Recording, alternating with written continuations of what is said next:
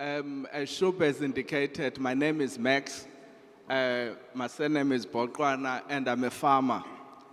So the discussion, as you can understand, will be a practical one. But after all is said and done, we have to come back to the basics. That before we talk about technology, before we talk about data, before we talk about philosophy, before we talk about politics or history, we must eat first.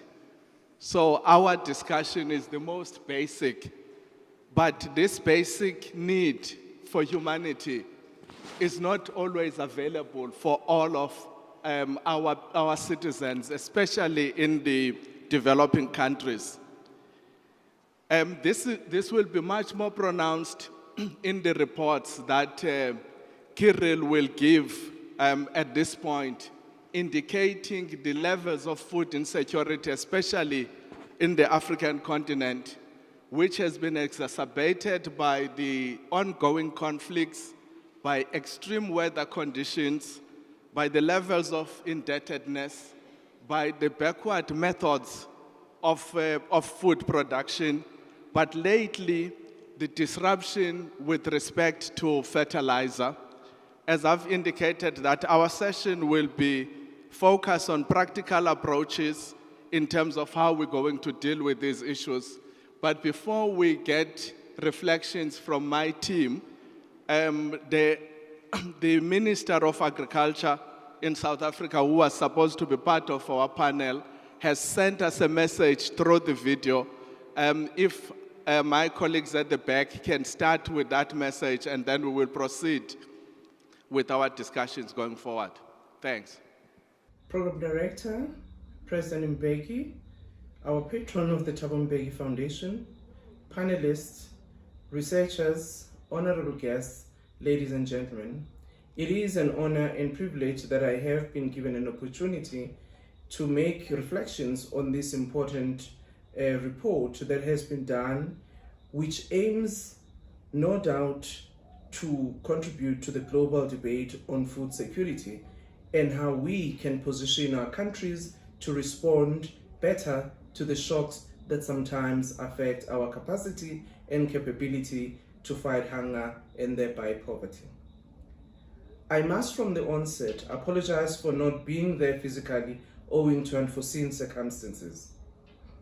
Program Director, ladies and gentlemen, I've deliberately framed my reflections on the global food security challenges with some emphasis on the African challenge.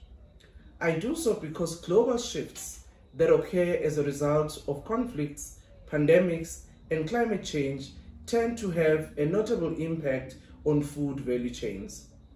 The impact and response will differ depending on strength of policy response and regulatory environments of countries.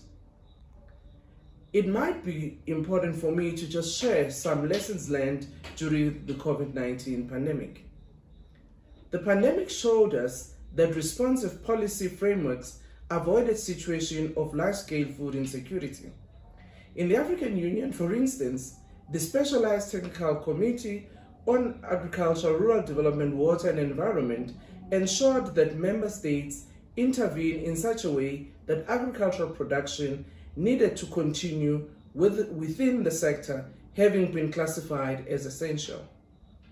Secondly, trade among and within countries needed to continue to open their borders to allow for trade on agricultural goods to support food security. Flexibility and innovation of a permitting system ensured that these can be done with minimal risk. Communications and policy coherence showed its importance during this period. Africa was able to draw from its CAADP framework and look at how these policy frameworks can be utilized as countries build back better from COVID-19 pandemic. Program Director, the Ukraine-Russia war, from which this research had to be commissioned, came at a critical point as countries were rebuilding. The examination of this phenomenon was important as it shows the global connectedness of our economies. The responses by a number of countries on this conflict showed the vulnerability of our food systems. There are approaches that have been taken by the United Nations, such as the Black Sea Deal, that was aimed to allow countries even the ones that are in conflict, to assist in the movement of agricultural goods so as to avoid a global food challenge. The lack of clarity on sanctions of agricultural goods also meant countries feared for secondary sanctions if they were to continue agricultural trade and exchange with the countries in conflict. It is for this reason that I agree with this report when it advocates for the removal of agriculture from sanctions. The long-term view on this matter is the local policy space that countries have to continue their productive capacity if they have to survive. It also calls for engagement and partnerships between government and non-government organizations. Another noteworthy point the report raised is the importance of building Africa's fertilizer production capability. We cannot see significant improvement in agriculture while we are exposed to global fertilizer shocks. A number of countries such as Tanzania, Nigeria, and South Africa are already investing in improving their productive capacity in this regard. This needs increased focus.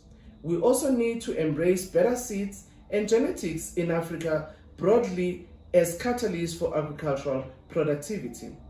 The benefits of better seeds are clear in South Africa's case and in Zambia, where crop yields have improved notably over time, thus being able to improve household food security. Here at home, the implementation of the Agro-Processing Master Plan creates a policy space where government not only works with the private sector, but it can actually partner with communities and labor. This also looks to a dedicated commodity in which partnership can go a long way to contribute to policy. But parties can partner in implementation. Allow me, therefore, to appreciate the work that has been done in producing this report, which will further strengthen our local and global food value chains. I thank you. Thank you very much. The report that the minister is talking about, it's a report that was commissioned by the Thabo Mbeki Foundation to seek to understand the extent of food security, in particular in our continent. Thankfully, one of the senior researchers that has worked with us on that report is Kirill Masalov, who will highlight some of the findings and the data behind those findings in terms of that report. Max, thank you so much, and dear audience, thank you so much for this opportunity to present this very important report on these distinguished conversations. We worked on this report for almost half a year in a very close cooperation between Thabo Mbeki Foundation and Andrey Melnichenko Foundation. And what we looked at the food security from the standpoint of the fertilizer market. So as the first step, we took a very careful look at the flows of the fertilizers, at what happened in the market in the last 2 years. And we found, first of all, that it was a huge redistribution of the flows, so all the classical routes were disturbed. And the second is that it was a huge amount of fertilizers. It amounted to 40 million tons just disappeared from the market. Just to give you understanding how large this is, this amount of fertilizers enough to grow the grain to feed 500 million people. So it is a huge, tremendous catastrophe for the market. And we then take a deeper look at the regions and found out that also it's not just was even change in the market. It was the sub-Saharan Africa which was hit the most, because all the fertilizers which removed from the market, they were first of all removed from Africa and from the Asian countries. Then we tried to understand why this happened, and we took a deeper look into the factors behind this. What we found out is that almost half of the volumes can be easily attributed to some objective factors like what Max mentioned, so market disruptions, drought, conflicts, etc. but the other half can be clearly attributed to the sanctions, which is also not a big surprise, because we know that we have sanctions on the fertilizers from Russia and Belarus, potash. But in the same time, what was insightful here, that a huge chunk of this reduction was due to the personal sanctions which were raised on the individuals which were related to the fertilizer industry. And then we asked ourselves why this happened. Why these sanctions, which were meant not to hit any food security in any of the regions, why they hit the most vulnerable countries. And it appeared that there is no clear procedure, that there are no clear formulas or models or whatever to assess the collateral damage from the sanctions. And as a result, this reduction of the fertilizers, so it basically, what happened, the farmers which can afford this, so the farmers with a huge margin, the farmers with the access to financing, so this is first of all the farmers from the global north, they managed to get the fertilizers in this deficit, but the vulnerable countries did not manage. So the result of this is truly catastrophic. First of all, why we are talking about fertilizers here? So we built a model which is very related and coincides in its conclusions with the model built by the GRO agency. It is the agency funded by the Bill and Melinda Gates Foundation, which is also the commissioners of these conversations. So we understood that 1 ton of fertilizers, we estimated how much grain you can grow from this amount of fertilizers, how much calories it can give, and in the end, how much people you can feed. And then we looked at the humanitarian and the economic consequences of this deficit. So first of all, it's people. We have more than 20 million people added in the previous year in sub-Saharan Africa alone, and this now amounts to 23% of the population of the region, which is crazy. Also, we have seen that the Asia was hit a lot, and in particular the Indian subcontinent. So here the numbers are even larger in absolute terms. If we talk about poverty, we have seen in the region alone the rise of the poverty of plus 40 million people in sub-Saharan Africa alone. Estimated damage done to the farmers is $20 billion annually. So because of the lack of access of fertilizers, we have the yields growing, the land becomes more and more depressed, and local farmers, they face these losses every year. Also, we have seen the rise in the food price, and this hit the pockets of the common citizen of the Africa, which we estimated to be a huge number. It's $70 billion. So this basically concludes our analytical and market finding, and we believe that something has to be done to prevent this from happening and to cure the damage which is already done. Thank you very much, Cyril. One of the recommendations from the report is actually the need for the use of technology to be able to close the huge digital divide as far as food production is concerned. And Lydia from the National Security in the US administration has done extensive work in this regard, and she will share what sort of those technologies that we can look at to make sure that we meet our targets of ending poverty by 2030. Thank you so much, and thank you for the invitation to be here. As a consultant for the Joint Special Operations University, I wrote a report on food security and special operations. What we found is that there are many intertwined components inside the food security problem. But just speaking to the technology bits, I'd like to highlight 4 technologies that I think are a big part of the food security divide, technology divide. So one is mechanized harvesting and seed planting. The second one is smart agriculture. Smart agriculture features artificial intelligence, drones, robotics, cloud infrastructure, and connected sensors. Number 3 is new methods of exploring how to do agriculture, such as hydroponic, aeroponic, vertical farming. And then 4 is the advances in DNA editing with seeds to make seeds drought-proof. This is going to be an important aspect in mitigating and managing the climate change. And then 5th, which I find quite interesting and advanced, is the new methods for satellite agricultural monitoring. I spoke with a company that works on hyperspectral satellite imaging, which is basically images from satellites that are able to see through plants and be able to see how much nutrition they are absorbing. And this is in turn to be able to monitor from space all of the fields. So these are the technology divides that I see growing that I think we should address. Thank you very much. And then we're going to come to Professor Renato Flores. He has indicated that agriculture is a practical subject, and he wants to share with us some of the practical examples in response to the crisis that Kirill was talking about. Thank you very much. Because you know, when we come to meetings like this, we listen to a lot of one must, one should, one needs to. And so when you come home, it's as if you had visited several medical doctors and you come home with a long list of prescriptions.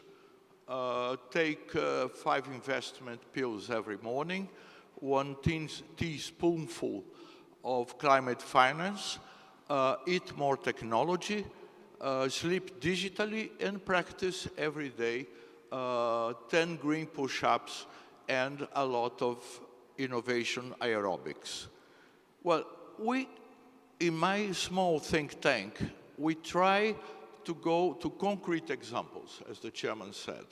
So I'm going to present 3 examples which take place in Africa. We are in Africa. And of course, if I'm going to present the examples, I have to name the agents.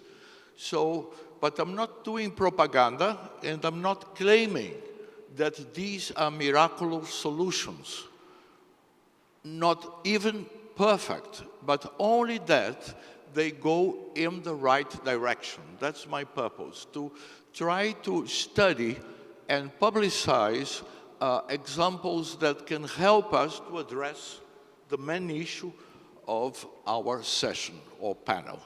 Well, you know that Africa, you have about at least 100 million people who have no access to food. They are unable to put food on the table, despite the fact that in the continent you find 60% of unused arable land in the planet. Africa imports 85% of the food it consumes. And among these imports, you find wheat, maize, rice, and soybeans. So the situation must change.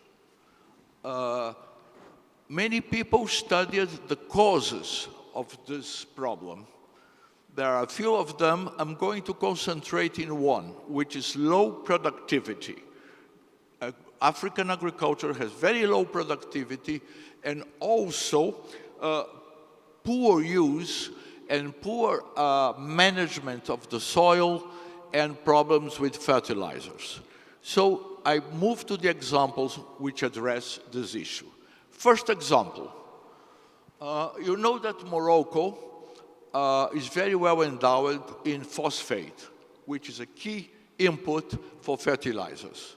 Well, OCP, which is the organization which controls the business of phosphate in Morocco, has signed an agreement with the World Bank, and together they are supplying fertilizers and fertilizer technology to West Africa.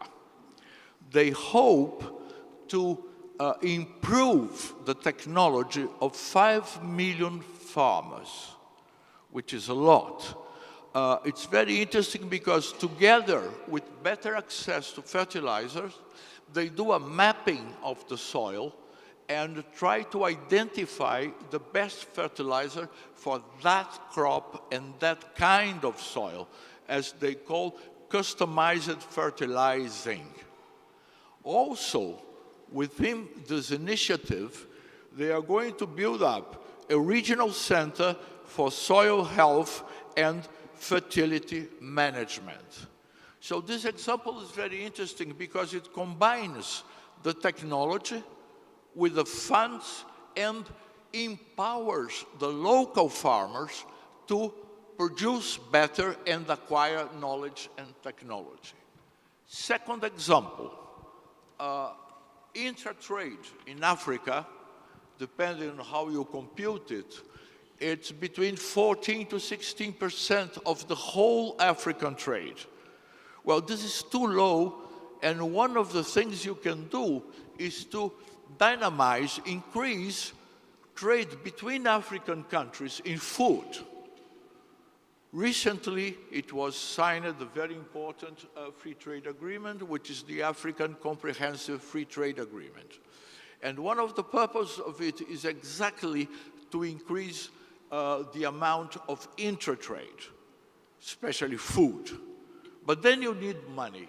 Well, the Arab Bank for Economic Development in Africa, which is a bank which uses finance which comes from outside the region, okay, and was initially addressed to the countries in Africa which were closer to the Arab culture, has opened up a very interesting funding line in which they fund equity, pre-equity, and debt funding for small agricultural business. Also, they try to help them with finance to get into value chains and improve exactly intra-African trade. You think that why they only trade 14 to 16%? Because there still are a lot of non-tariff barriers, and also there is a problem in payments. You have different currencies, you have exchange rate volatilities, and transfers are very expensive. So one of the lines developed by the Arab Bank is to lower the cost of the payment transactions. So it's an interesting, very simple initiative, but address concrete problems. Third and last example comes from my country. In my country, we have a top applied agriculture institution which is called Embrapa. Embrapa has developed several technologies for tropical agriculture, improving crops and related things. So Embrapa has the technology, needs the funds. So the example is similar to the first one, which in development cooperation is called trilateral cooperation. So Embrapa allies with providers of funds. One of the examples, it's not the only one, for instance, Japan, through their Minister of International Trade and Investment, they have an agreement with the Embrapa, and they fund agricultural development in new areas, remember the 60%, in new areas in Africa, in which Japan puts the money, Embrapa brings the technology, they study the soil, they devise the best crop for the soil, and they train the farmers. They have a system, a very interesting system of mini labs in which you put a lab in an area where you have several plantations and crops, and the mini lab helps them to analyze productivity, to see how are the seeds, what you can locally improve and all that. This is another very simple example and which has been very successful in a few African countries. Of course, when you do this, whenever there's another problem, as the chairman knows, whenever you deal with unused land, you have property right problems. This is another problem with African agriculture, which is not, I'm not going to address. But I just want to highlight the three examples as three positive initiatives. We talk about so many sad and awful things that I think it's important also to transmit, to publicize positive initiatives, very simple, that should be replicated and also should encourage other institutions to create their own concrete solutions. Thank you very much. Prof, thank you very much for your provocation. I just want to go back to my other two panelists before I allow everybody to speak and with further provocations. Prof has raised the issue that Africa is home to 60% of the arable land, but it is also home to the potassium salts, it's home to the nitrogen, it's home to the phosphates. But as we sit here today, the average fertilizer per hectare in Africa is 21% against the world average of 46. But you end up with some of the embarrassing things where you see the queue of leaders from Africa asking President Putin for grain. How then can we make the partnerships work to make sure that we redress what Professor has just spoken about?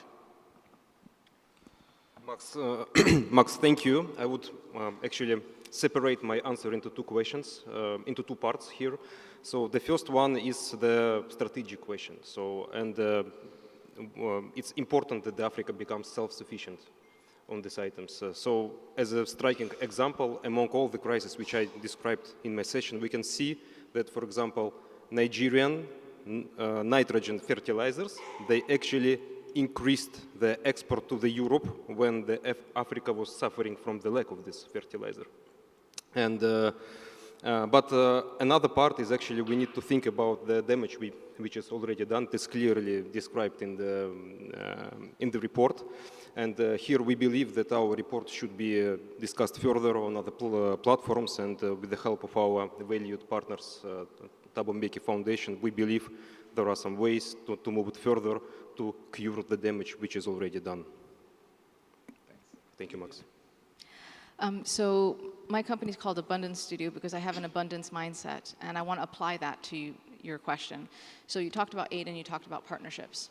I think that when we look at food security and the amount of problems it brings in terms of migration and food insecurity, there's a lot of opportunity with technology, but also strategic partnerships and strategic aid. What I mean by strategic aid is grains perhaps may not be strategic, but what could be strategic is an exchange of knowledge to help grow the next generation. Specific mechanized tools to make agriculture more efficient. This can help people create more harvests on their own without having to receive aid of that kind in the future. And then in terms of partnerships, I really think that there's a huge opportunity to bring knowledge into the country and also labs to experiment in the context, for example, of South Africa or other countries in Africa.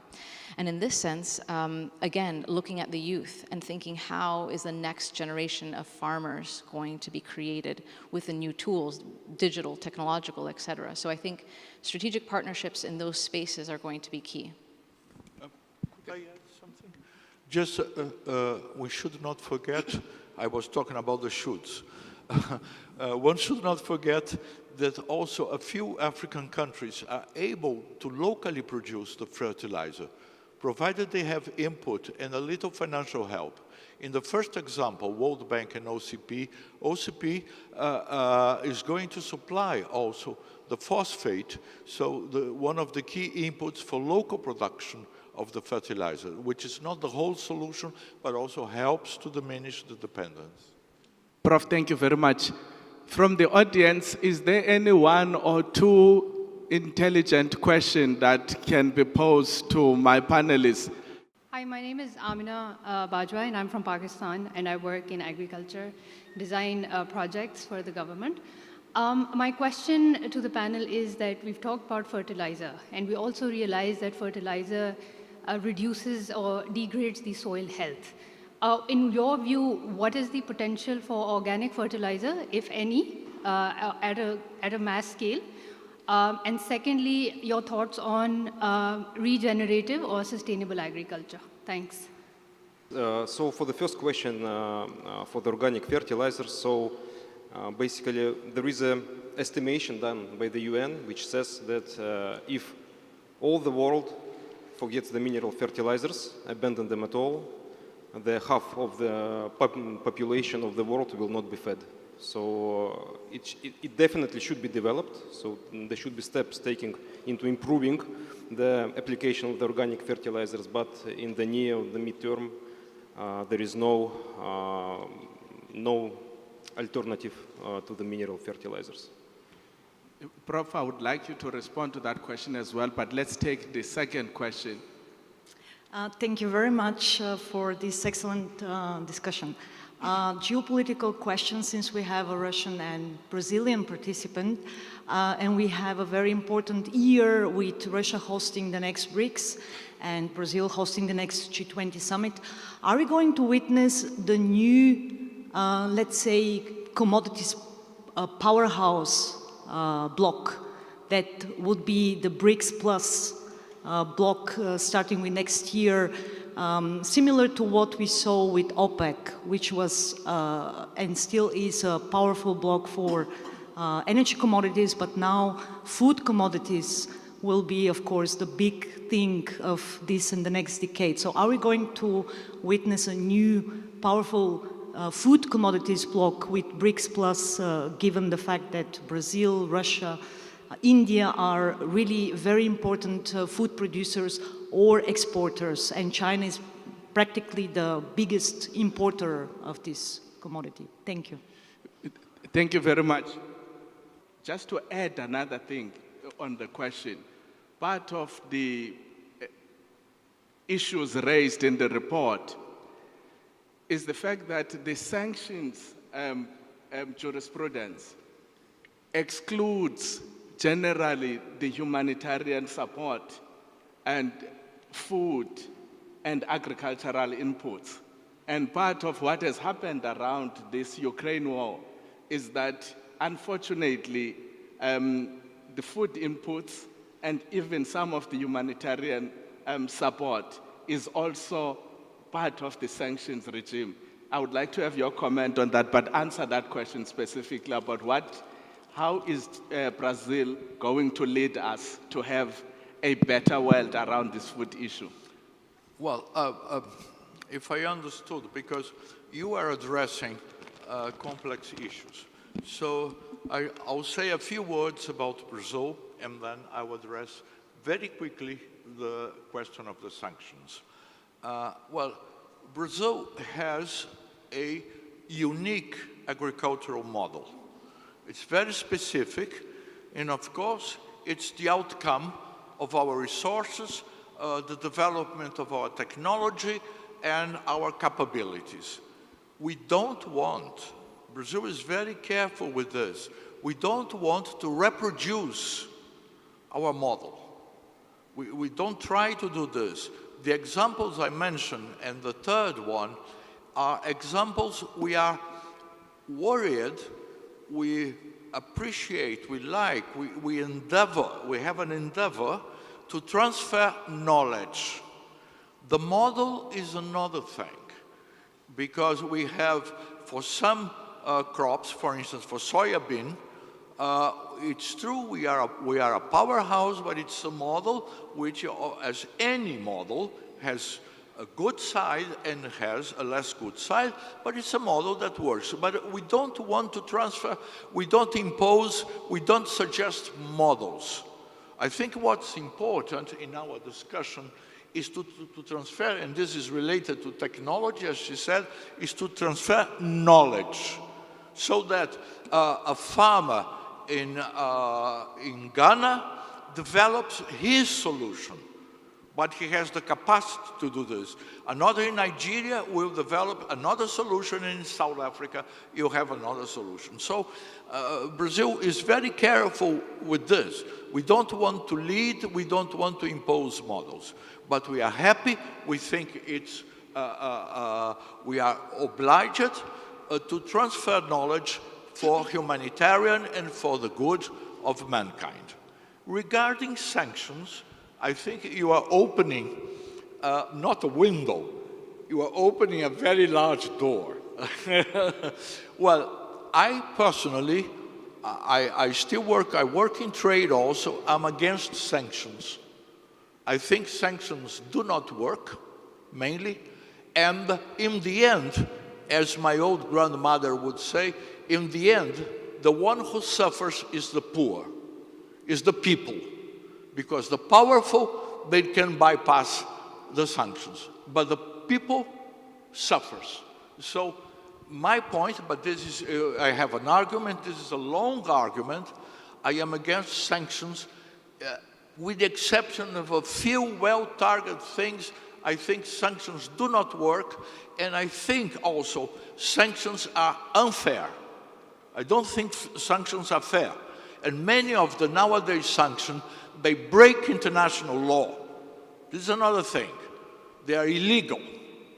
So sanctions is a problem. But as you said, well, fertilizers, they are humanitarian aid. People need food, and to grow food, they need fertilizers. So there must be an effort, and then here I think there should be a joint effort to provide aid and to provide the means so that international conflict doesn't damage the flow of food inputs. This is difficult, but I think here there should be joint action to take food out of sanctions. If you agree with sanctions, sanctions is another discussion, I think food should be outside. I think it's unfair, and many times it is illegal. It must be warned on. Thank you very much, Prof. Lydia, I think it's quite clear these matters are complex, but I just want to ask an unfair question. What will be your parting shot that will leave a positive view that this crisis or pending crisis of food security can be solved? Yes, it is a very complicated issue. I think that there are more people who want good things than bad things. And so just as you pointed out about the nationalities on the panel, I believe that I don't think that the American people or the Russian people want war or suffering, and I hope that we all get back to putting all of our energy in the food security issue. That said, I think that the civilian population wants to improve their lives. They want jobs. They want to be able to put food on the table. And so I think that there is a huge incentive to create partnerships of value to both sides. And so that's kind of where I see the opportunity. Universities thinking about jobs for the next generation, education for the next generation, and public-private partnerships, so thinking about companies. Companies also need to collaborate with universities, and every single company in every single country needs people in their labor force. And so I think that there's incentive to do good. So it can be gloom and doom, but I do think that there's incentive driving us forward. Excellent. I think a similar question to you, Kirill. What is your parting shot? Sorry? What is your last message? So for the report, as I have already said, so we are very proud to work with you. We are very fascinated with the catastrophic events which we have found in this report, and we do hope to continue to discuss it on different platforms and bring it to another level with the help of your distinguished foundation, Max. Thanks. Prof, in my culture, the last word is normally left for gray-haired people. In terms of taking this discussion forward, how do we make sure that it becomes one of the central issues in the agenda of G20 as Brazil is going to be taking over in the next year? I fully agree, and we've been discussing climate change, green technology, green finance. That's all very important. But as I said this about 1 week ago in Abu Dhabi, without food, you can't be green. The first thing is to eat. You need clean air, oxygen to breathe, and then you need food. So I think sometimes the priority has been reverted. So my message is, let us put food first, and then we have the other problems. The other problems are very important, are crucial, but food comes before. It's more important. That's the message. Prof, thank you very much. You've been such a disciplined panel. Thanks a lot for your insights. And I think this discussion is going to continue until the next G20. Thanks a lot.